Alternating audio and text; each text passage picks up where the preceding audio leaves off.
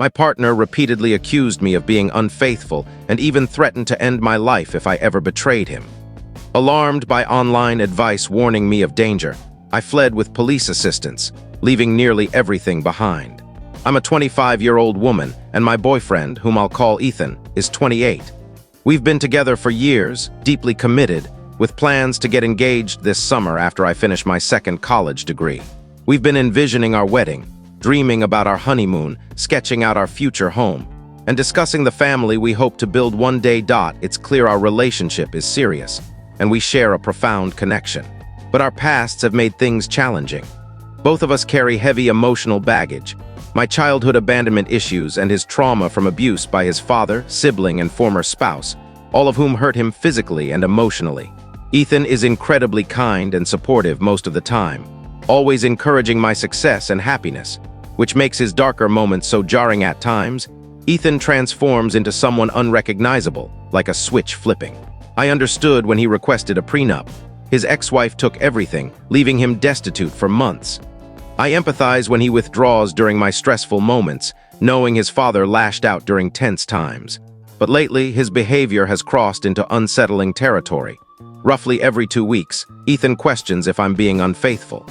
His ex cheated on him repeatedly, so I've been patient, showing him my texts, letting him check my Snapchat, and even allowing him to respond to messages or view my call history.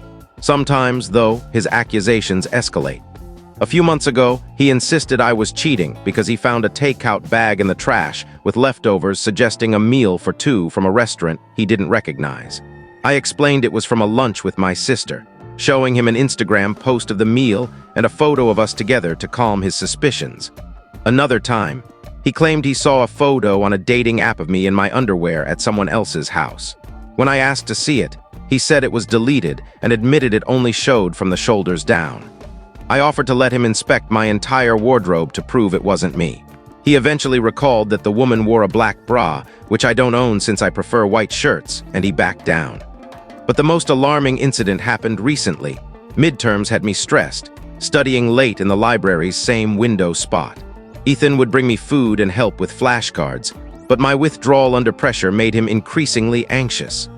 One night, I knocked over a water glass and cursed loudly, clarifying it wasn't about him.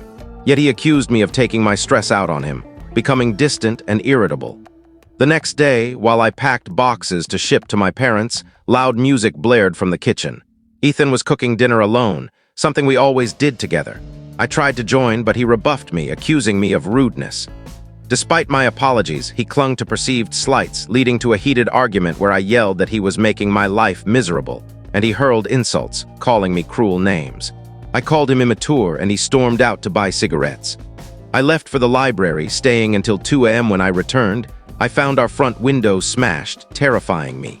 Ethan had broken things before, never mine, never at me, but I feared his mood. Inside, he was awake, waiting. Exhausted, I showered and made a bed on the couch to avoid him. Then he confronted me, claiming my underwear had evidence of infidelity. I was stunned. I'd been dealing with a yeast infection, which he knew caused discharge and required medication, yet he insisted it was something else. When I pointed this out, he dropped the accusation but pivoted to how I'd been disrespecting him all week. He complained I didn't walk him out of the library when he left early, ignoring that I needed to keep studying. I reminded him I'd thanked him for his help, but he admitted he was reaching, though he still felt disrespected. I urged him to see it was his anxiety, reminding him of our love, but he mocked me, telling me to talk to my shrink. He refuses therapy. His yelling only stopped when I hid under the blankets, sobbing. He called me dramatic and left, but my anxiety kept me awake, causing me to fail an exam the next day. We reconciled briefly, but his confession that he'd driven by the library to check on me, despite seeing me studying, unnerved me. He still accused me, even with proof of my innocence. Later, watching a movie about a character turning violent, I remarked it seemed unrealistic for someone to snap without warning. Ethan disagreed, saying anyone could become dangerous suddenly, citing his sister-in-law's attempt to attack him years ago. His words chilled me, given his distrust. The next day, I jokingly asked if he'd ever harm me. He said no, but admitted to imagining hitting me. I said I'd thought the same but would never act on it, warning I'd leave if he did. He laughed it off, then casually said he'd probably kill me if I cheated, I countered I'd feel the same but wouldn't hurt him. He went silent. Days later, discussing a friend's celibate engagement, he said he'd lose it and harm me if we went 2 weeks without intimacy. When I mentioned postpartum recovery requiring 6 weeks without, he only said it'd be tough, terrifying me further. I knew my anxiety skewed my thinking, but I couldn't ignore the danger. I wanted to confront him about the accusations and threats, but feared he'd assume I was hiding infidelity. I worried that any unaccounted moment, a dead phone, traffic, or an unwanted advance from a colleague, could trigger him. Exhausted and overwhelmed, I posted online, and the responses urged me to flee, saying I was in danger. After a stomach bug landed me in the hospital, I returned home weak and dehydrated. Ethan insisted I drink orange juice to flush my system, ignoring my doctor's advice for ginger ale. When I refused, citing throat pain, he grew irritated, saying my refusal was deliberate defiance. Then he demanded my phone, claiming he wanted to play music. Panicked, I remembered I'd left my Reddit post open at the hospital.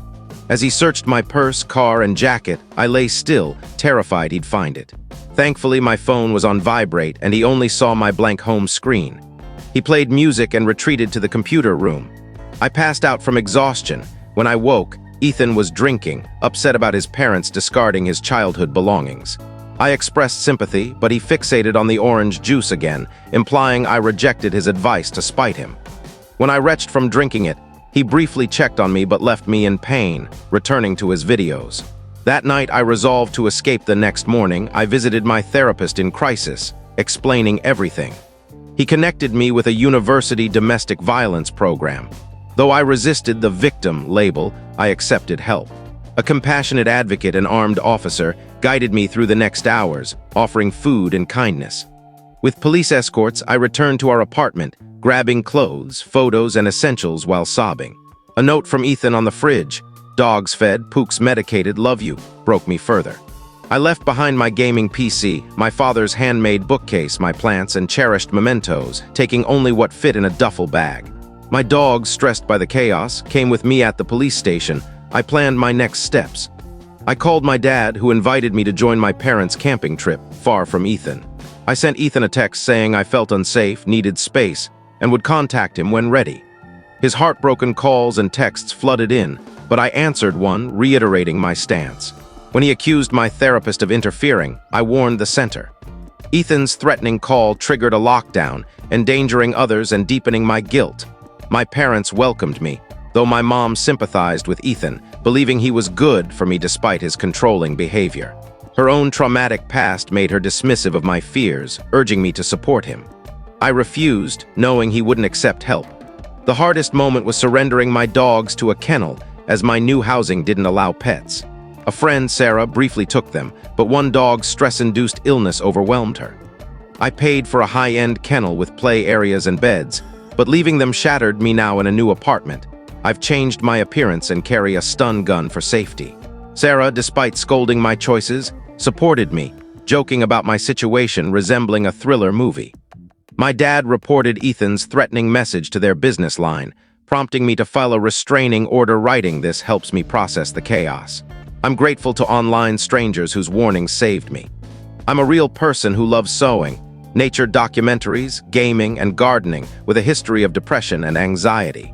Your messages, which I've printed and keep in my journal, remind me I'm not crazy for leaving. I'm learning I tolerated too much, blinded by love for Ethan's charisma and kindness. But his actions were dangerous and I can't fix him. I've ordered books. Why does he do that?